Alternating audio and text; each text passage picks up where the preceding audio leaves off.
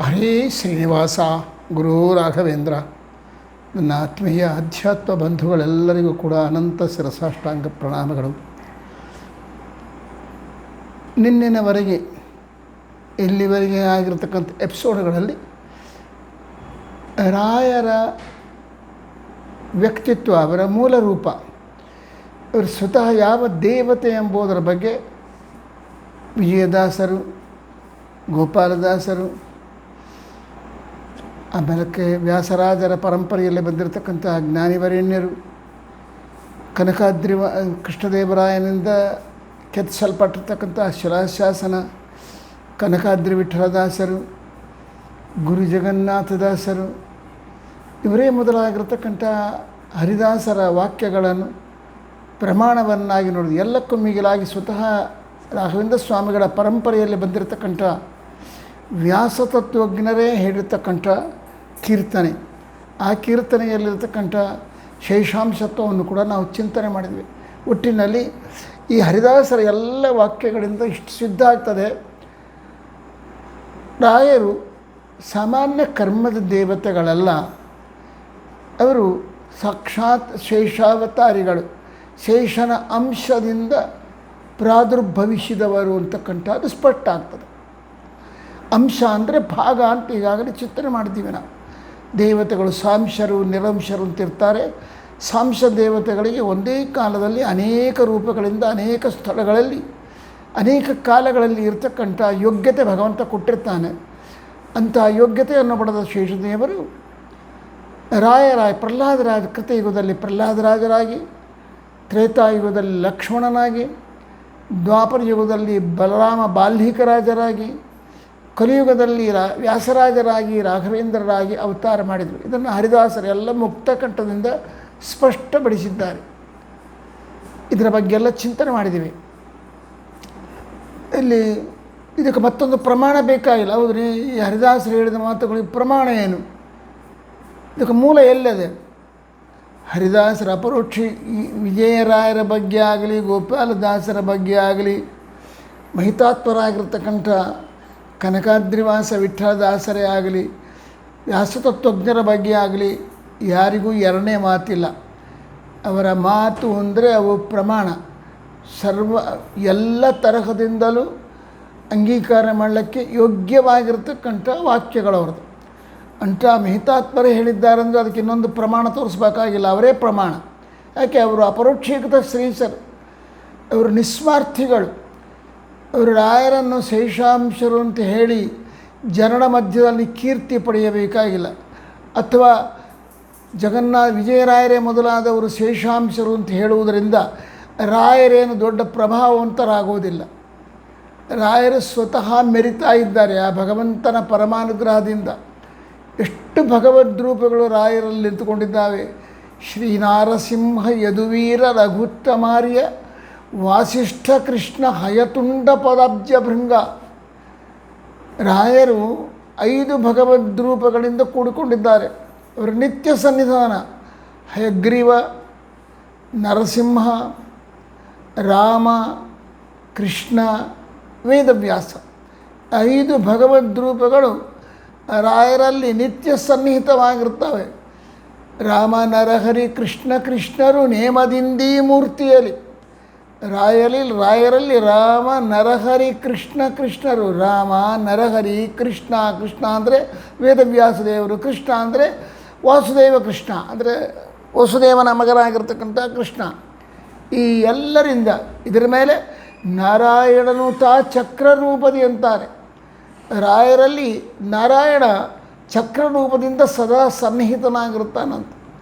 ಎಲ್ಲಕ್ಕೂ ಮಿಗಿಲಾಗಿ ರಾಯರು ತಮ್ಮ ಬೃಂದಾವನದಲ್ಲಿ ತಾವೇ 713 ಸಾಲಿಗ್ರಾಮಗಳನ್ನು ಇಟ್ಟಿದ್ದಾರೆ. 713 ಸಾಲಿಗ್ರಾಮಗಳು ಅಂತಂದರೆ ಏನು ಸಾಮಾನ್ಯ ಆಯಿತಾ?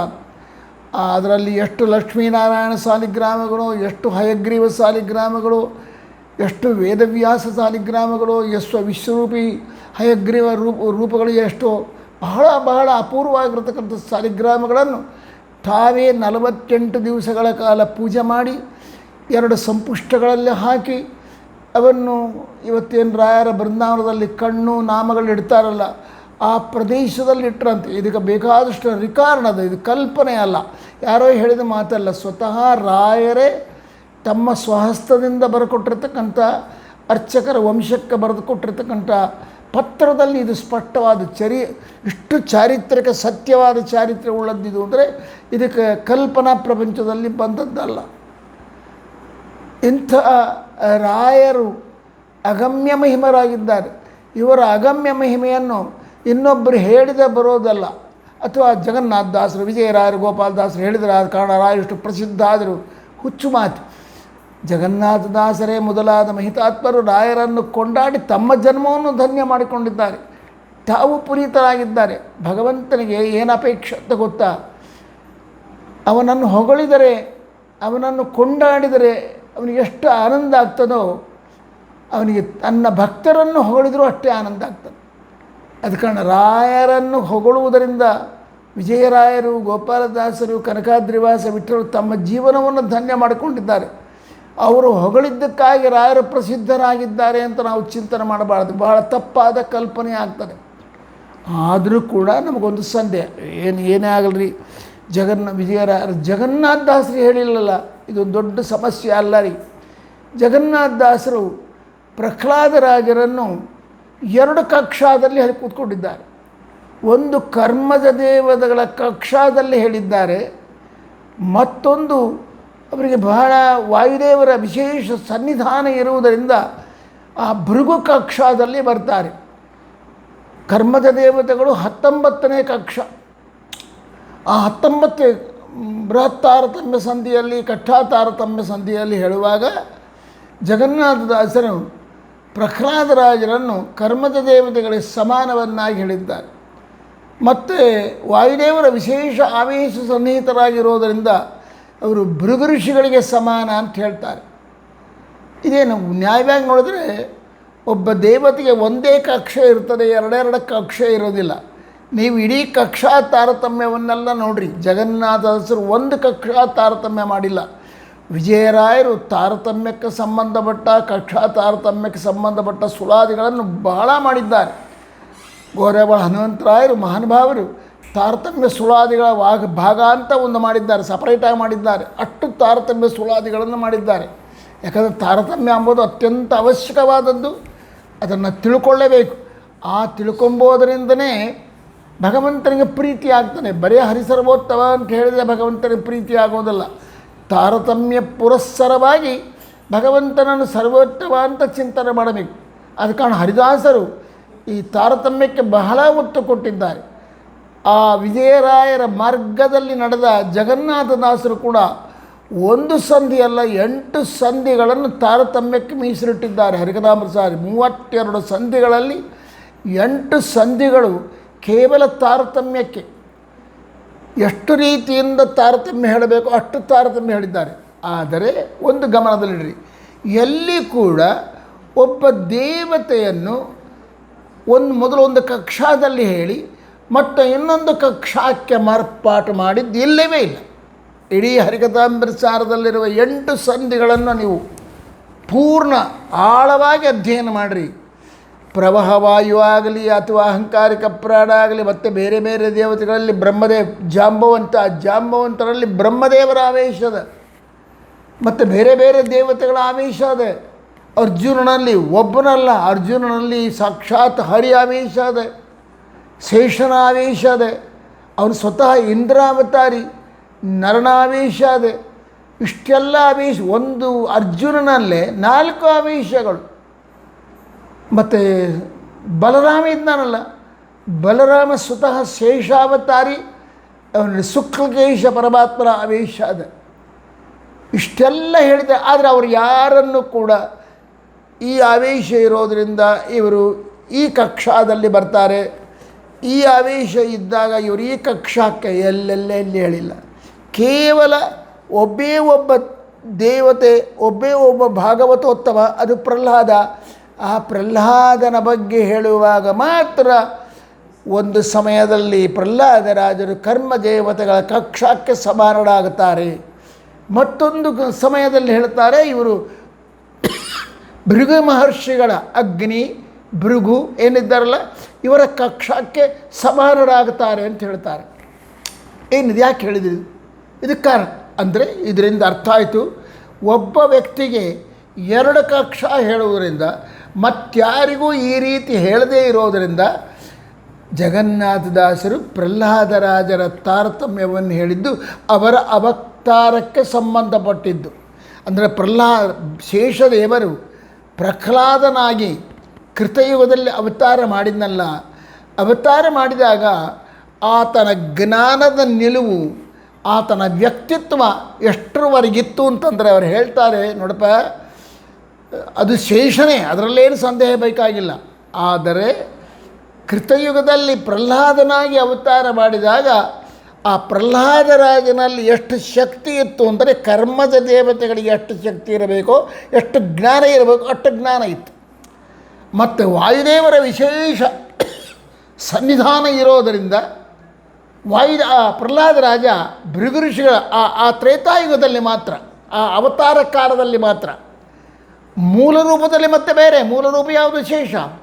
ಹೌದು, ಇದು ಯಾಕೆ ಹಂಗೆ ಹೇಳಬೇಕು? ಹೌದು, ಇದು ಒಂದು ರಹಸ್ಯ, ಇದು ಅಪೂರ್ವವಾದ ರಹಸ್ಯ. ನಾನು ಈಗಾಗಲೇ ಭಾಳ ಒತ್ತು ಕೊಟ್ಟು ಹೇಳಿದ್ದೀನಿ. ಬ್ರಹ್ಮ, ವಾಯು, ಭಾರತಿ, ಸರಸ್ವತಿಯರು ಅಂದರೆ ರುಜುಗಳು ಮಾತ್ರ ಮೂಲ ರೂಪದಲ್ಲಿ ಎಷ್ಟು ಜ್ಞಾನ, ಎಷ್ಟು ಬಲ, ಎಷ್ಟು ಶಕ್ತಿ ಉಳ್ಳವರಾಗಿರ್ತಾರೋ ಅಷ್ಟೇ ಅವತಾರ ಕಾಲದಲ್ಲಿ ಇರ್ತಾರೆ. ವಾಯುದೇವರು ಮೂಲ ರೂಪದಲ್ಲಿ 14 ಲೋಕಗಳನ್ನು ಕೂರ್ಮ ರೂಪದಲ್ಲಿ ಹೊತ್ತಿದ್ದಾರೆ. ಎಲ್ಲ ದೇವತೆ, ಎಲ್ಲ ಜೀವಿಗಳಲ್ಲಿ ಅಂತರ್ಯಾಮಿಯಾಗಿ ನಿಂತುಕೊಂಡು 4 ದೇಹಗಳಲ್ಲಿ ನಿಂತುಕೊಂಡು ದಿನಕ್ಕೆ 21,600 ಹಂಸ ಮಂತ್ರವನ್ನು ವಿಶ್ರಾಂತಿ ಇಲ್ಲದಲೇ ಯಾವ ಕರಿಬಾಧಗೂ ಒಳಗಾಗದಲೇ ಮಾಡ್ತಾರೆ. ಉಪನಿಷತ್ತುಗಳ ಚಿಂತನೆ ಹರಿಕಥಾಮೃತಸಾರ ಹೇಳುವಾಗ ಇದನ್ನು ಭಾಳಷ್ಟು ವಿಸ್ತಾರವಾಗಿ ಹೇಳಿದ್ದೀನಿ ನಾನು. ಉಪನಿಷತ್ತುಗಳು ಇದನ್ನು ಬಹಳ ಕೊಂಡಾಡ್ತವೆ. ಬೇರೆ ತತ್ವಾಭಿಮಾನಿ ದೇವತೆಗಳು ಎಲ್ಲರಿಗೂ ಕೂಡ ಕಲಿಯ ಆವೇಶ ಉಂಟು, ದೈತ್ಯರ ದಬ್ಬಾಳಿಕೆ ಅವರ ಮೇಲಾಗ್ತದೆ. ಆದ ಕಾರಣವೇ ಕಣ್ಣಿಗೆ ಅಭಿಮಾನಿ ದೇವತೆಯಾಗಿರತಕ್ಕಂಥ ಸೂರ್ಯ ಕೆಲವೊಮ್ಮೆ ಒಳ್ಳೆಯದನ್ನು ಮಾಡ್ತಾನೆ, ಒಳ್ಳೆಯ ಪದಾರ್ಥಗಳನ್ನು ನೋಡಿಸ್ತಾನೆ, ಕೆಲವೊಮ್ಮೆ ಕೆಟ್ಟ ಪದಾರ್ಥಗಳನ್ನು ನೋಡಿಸ್ತಾನೆ. ಕಿವಿಗೆ ಅಭಿಮಾನಿಗಳಾಗಿರ್ತಕ್ಕಂಥ ದಿಗ್ದೇವತೆಗಳು ಕುಬೇರ, ಚಂದ್ರ ಮೊದಲಾದವರು ಒಮ್ಮೊಮ್ಮೆ ಭಗವಂತ ಅವರ ಜೀವಿಯ ಯೋಗ್ಯತೆ ಪುಣ್ಯ ಸಾಧನ ಆಗಬೇಕಾಗಿದ್ದರೆ ಒಳ್ಳೆಯ ಶಬ್ದಗಳನ್ನು, ಭಗವಂತನ ನಾಮಗಳನ್ನು ಕಿವಿಗೆ ಕೇಳಿಸುವಂತೆ ಮಾಡ್ತಾರೆ. ಅದೇ ಕುಬೇರ ಮೊದಲಾದ ದಿಗ್ದೇವತೆಗಳು ದೈತ್ಯರ ಆವೇಶಕ್ಕೊಳಗಾದರು ಅಂತಂದರೆ, ಅವರ ಬಲ ಹೆಚ್ಚಾಯಿತು ಅಂತಂದರೆ ಕೆಟ್ಟ ಕೆಟ್ಟ ಶಬ್ದಗಳನ್ನು ಕೇಳಿಸುವಂತೆ ಮಾಡ್ತಾರೆ. ಅಂದರೆ ತಮ್ಮ ಸಾಮರ್ಥ್ಯವನ್ನು ಕಳ್ಕೊಂಡ್ಬಿಡ್ತಾರೆ. ಒಬ್ಬ ವಾಯುದೇವರು ಶ್ವಾಸೋಚ್ಛ್ವಾಸಕ್ಕೆ ನಿಯಾಮಕನಾಗಿರ್ತಕ್ಕಂಥ ವಾಯುದೇವರು ಮಾತ್ರ ಎಲ್ಲೆಲ್ಲೂ ಯಾವ ಸಂದರ್ಭದಲ್ಲೂ ಅಜ್ಞಾನಕ್ಕೆ ಒಳಗಾಗೋದಿಲ್ಲ. ಶ್ವಾಸೋಚ್ಛ್ವಾಸ ಕೆಟ್ಟದು ಒಳ್ಳೆಯದು ಎಂಬುದು ಇಲ್ಲವೇ ಇಲ್ಲ. ಆದ ಕಾರಣ ರುಜುಗಳು ಅವತ್ತು ಮೂಲ ರೂಪದಲ್ಲಿದ್ದಾಗ ಎಷ್ಟು ಜ್ಞಾನ, ಬಲ, ಶಕ್ತಿಯಾದಿಗಳು ಹೊಂದಿರ್ತಾರೋ ಅವತಾರ ಕಾಲದಲ್ಲಿ ಅಷ್ಟೇ ಹೊಂದಿರ್ತಾರೆ. ಆದರೆ ಅಲ್ಲಿ ನಂತರದಲ್ಲಿರ್ತಕ್ಕಂಥ ಗರುಡ, ಶೇಷ, ರುದ್ರಾದಿಗಳನ್ನು ಹೇಳಿಕೊಂಡು ಎಲ್ಲ ದೇವತೆಗಳಿದ್ದಾರಲ್ಲ, ಇವರು ಮೂಲ ರೂಪದಲ್ಲಿ ಯಾವ ಶಕ್ತಿಯನ್ನು ಹೊಂದಿರ್ತಾರೋ ಅಷ್ಟೇ ಶಕ್ತಿಯನ್ನು ಅವತಾರ ಕಾಲದಲ್ಲಿ ಹೊಂದಿರ್ತಾರೆ ಅಂತ ಹೇಳಕ್ಕೆ ಬರೋದಲ್ಲ. ಒಮ್ಮೊಮ್ಮೆ, ಎಲ್ಲ ಸಮಯದಲ್ಲ, ಒಮ್ಮೊಮ್ಮೆ ಮೂಲ ರೂಪದ ಶಕ್ತಿ ಕೂಡ ಅವರಲ್ಲಿ ಕಾಣಿಸ್ಕೊಳ್ಳೋಕೆ ಅವಕಾಶ ಅದೇ. ಆ ರೀತಿ ನಮಗೆ ದೃಷ್ಟಾಂತಗಳು ಸಿಗ್ತವೆ. ಆದರೆ ಮೂಲ ರೂಪದಲ್ಲಿ ಎಷ್ಟು ಶಕ್ತಿ ಇರ್ತದೋ ಅಷ್ಟೇ ಶಕ್ತಿಯಿಂದ ಯಾರೂ ಅವತಾರ ಮಾಡೋದಿಲ್ಲ. ಪ್ರಹ್ಲಾದ ಮೂಲದಲ್ಲಿ ಶೇಷ, ಆದರೆ ಪ್ರಹ್ಲಾದನಾಗಿ ಅವತಾರ ಮಾಡಿದಾಗ, ಅದೇ ಪ್ರಹ್ಲಾದನ ಲಕ್ಷ್ಮಣನಾಗಿ ಅವತಾರ ಮಾಡಿದಾಗ, ಅದೇ ಪ್ರಹ್ಲಾದ ದ್ವಾಪರಯುಗದಲ್ಲಿ ಬಲರಾಮನಾಗಿ, ಬಾಲ್ಮೀಕನಾಗಿ ಅವತಾರ ಮಾಡಿದಾಗ, ವ್ಯಾಸರಾಜರಾಗಿ ಅವತಾರ ಮಾಡಿದಾಗ, ರಾಘವೇಂದ್ರನಾಗಿ ಅವತಾರ ಮಾಡಿದಾಗ, ಆ ಶೇಷನಿಗೆ ಏನು ಜ್ಞಾನ ಅದೆ ಮೂಲ ರೂಪದಲ್ಲಿ, ಆ ಶೇಷನಿಗೆ ಏನು ಬಲ ಅದೆ, ಏನು ಭಗವಂತನ ಆರಾಧನೆ ಮಾಡುವ ಶಕ್ತಿ ಅದೆ, ಅಷ್ಟು ಶಕ್ತಿ ಇಲ್ಲಿರೋದಿಲ್ಲ. ಅದು ಸ್ವಲ್ಪ ಕಮ್ಮಿ ಆಗಿರ್ತದೆ ಅಷ್ಟೇ. ಒಮ್ಮೊಮ್ಮೆ ಅದು ಅಷ್ಟು ಶಕ್ತಿಯಿಂದ ಬಂದರೂ ಬರಲಿಕ್ಕೆ ಅವಕಾಶ ಇದೆ. ಯಾಕೆಂದರೆ ವಾಯುದೇವರಲ್ಲಿ ಇನ್ನೊಂದು ಸ್ಪೆಷಲ್, ಪ್ರಹ್ಲಾದರಾಜರಲ್ಲಿ ಒಂದು ವಿಶೇಷ ಇದೆ. ಶೇಷದೇವರಲ್ಲಿ ಅವರ ಅವತಾರ ಕಾಲದಲ್ಲಿ ವಾಯುದೇವರ ವಿಶೇಷ ಆವೇಶ, ಅದು ಆಚಾರ್ಯ ಮಧ್ವರೇ ಸ್ಪಷ್ಟ ಹೇಳ್ತಾರೆ. ವಾಯುನಾಚ ಸಮಾವಿಷ್ಟ ಪ್ರಹ್ಲಾದೋ ಭಗವತ್ ಪರಃ. ಇದು ಆಚಾರ್ಯ ಮಧ್ವರು ಹೇಳಿದ ಮಾತು. ಪ್ರಹ್ಲಾದನಿಗೆ ಸಮಾನವಾಗಿರತಕ್ಕಂಥ ವ್ಯಕ್ತಿ ಇಲ್ಲ. ಅವರು ಹೇಳ್ತಾರೆ, ನಾರದನನ್ನು ಬಿಟ್ಟರೆ ಜ್ಞಾನ ಭಕ್ತಿ ವೈರಾಗ್ಯಗಳಲ್ಲಿ ಪ್ರಹ್ಲಾದನಿಗೆ ಸಮಾನವಾದ ವ್ಯಕ್ತಿ ಯಾರು ಅಂತ ಹೇಳ್ತಾ, ಪ್ರಹ್ಲಾದೋ ವಾಯುನಾಚ ಸಮಾವಿಷ್ಟ ಪ್ರಹ್ಲಾದೋ ಭಗವತ್ ಪರಃ. ಇದಕ್ಕೆ ಕಾರಣ ಏನು ಗೊತ್ತಾ? ವಾಯುದೇವರ ವಿಶೇಷ ಸನ್ನಿಧಾನ ಇರುವುದರಿಂದ ಪ್ರಹ್ಲಾದನಾಗಿ ಅವತಾರ ಮಾಡಿದಾಗ ಶೇಷದೇವರು ನಾರದರಿಗೆ ಎಷ್ಟು ಜ್ಞಾನ ಇರಬೇಕೋ ಅಷ್ಟು ಜ್ಞಾನವನ್ನು ಹೊಂದಿದ್ದರು. ಅದನ್ನೇ ಜಗನ್ನಾಥದಾಸರು ಹೇಳ್ತಾರೆ, ಅಪ್ಪ ಅವರು ಪ್ರಹ್ಲಾದ ಅವತಾರದಲ್ಲಿ ಆದಿಶೇಷನಿಗೆ ಎಷ್ಟು ಜ್ಞಾನ ಇತ್ತು, ಎಷ್ಟು ಶಕ್ತಿ ಸಾಮರ್ಥ್ಯಗಳಿದ್ದು ಅಂದರೆ ಕರ್ಮಜ ದೇವತೆಗಳಿಗೆ ಎಷ್ಟು ಮೂಲದಲ್ಲಿ ಕರ್ಮಜ ದೇವತೆ ಇದ್ದರೆ ಎಷ್ಟು ಶಕ್ತಿ ಸಾಮರ್ಥ್ಯ ಇರಬೇಕೋ ಅಷ್ಟು ಶಕ್ತಿ ಸಾಮರ್ಥ್ಯಗಳು ಅವತಾರ ಕಾಲದಲ್ಲಿ ಶೇಷದೇವರಿಗೆ ಪ್ರಹ್ಲಾದನಾಗಿ ಅವತಾರ ಮಾಡಿದಾಗ ಇತ್ತು. ಮತ್ತು ವಾಯುದೇವರ ವಿಶೇಷ ಸನ್ನಿಧಾನ ಅಲ್ವ, ಅದರಿಂದ ಅವರೇನಾಗ್ತಿದ್ರು ಗೊತ್ತಾ? ಆ ಭೃಗುವಿನ ಜ್ಞಾನದ ಮಟ್ಟಕ್ಕೆ ಹೋಗಿಬಿಡ್ತಿದ್ರು ಒಂದೇ ಸಾಲ. ಇದು ಅವತಾರ ಕಾಲದಲ್ಲಿರುವ ಶೇಷದೇವರ ವ್ಯಕ್ತಿತ್ವದ ಪರಿಚಯನೇ ಹೊರತಾಗಿ ಪ್ರಹ್ಲಾದರಾಜರು ಕರ್ಮಜ ದೇವತೆಗಳ ಸಮಾನ ಇದ್ದಾರೆ ಅಂತ ಅಂದ್ಕೊಳ್ಳಿ ಅವರು ಕರ್ಮಜ ದೇವತೆ ಅಂತ ಅರಬಾರ್ದು. ಭೃಗುವಿನಿಗೆ ಅದು ಹಾಗಾದ್ರೆ ಕರ್ಮಜ ದೇವತೆ ಆಗಿದ್ದೆ ಕರ್ಮಜ ದೇವತೆ ಆಗೇ ಇರಬೇಕಾಗಿತ್ತು. ಅವ್ರನ್ನ ಮತ್ತೆ ಭೃಗು ಋಷಿಗಳಿಗೆ ಸಮಾನ ಅಂತ ಯಾಕೆ ತಂದರು ಅಂದರೆ ಅದು ಎಲ್ಲಿ ಬಂತು ಅಂದರೆ ಚೇಂಜ್ ಆಯಿತು, ಅವ್ರ ಶಕ್ತಿ ಸಾಮರ್ಥ್ಯಗಳಲ್ಲಿ ಚೇಂಜ್ ಬಂತು ಅಂತ ಅರ್ಥ. ಅಂದರೆ ಹೆಚ್ಚು ಕಮ್ಮಿ ಆಯಿತು ಅಂತ ಅರ್ಥ. ಯಾವ್ಯಾವ ದೇವತೆಗಳಿಗೆ ಆ ರೀತಿ ಆದಂತೆ ಕಕ್ಷಾ ತಾರತಮ್ಯ ಸಂಧಿಗಳಲ್ಲಿ ಇಲ್ಲ.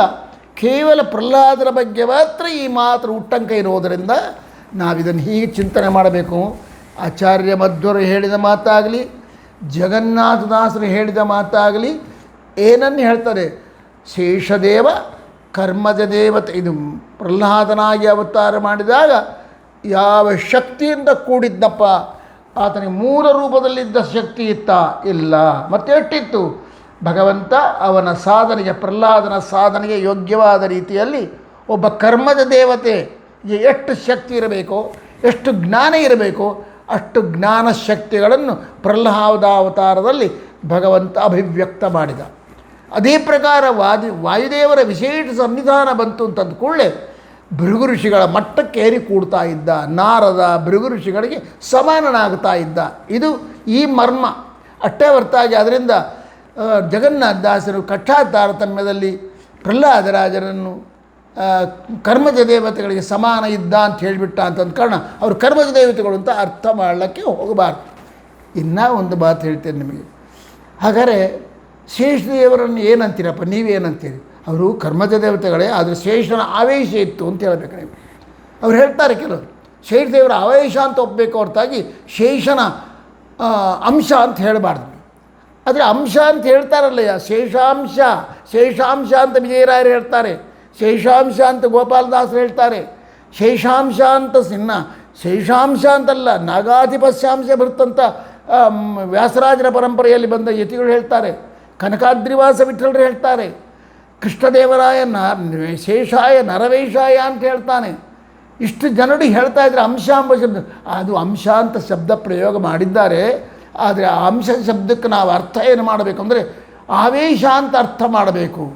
ಓ ಹಾಗನ, ಸರಿ, ನಿಮ್ಮ ಪ್ರಕಾರ ನೋಡಿಕೆ ಮಾಡಿ.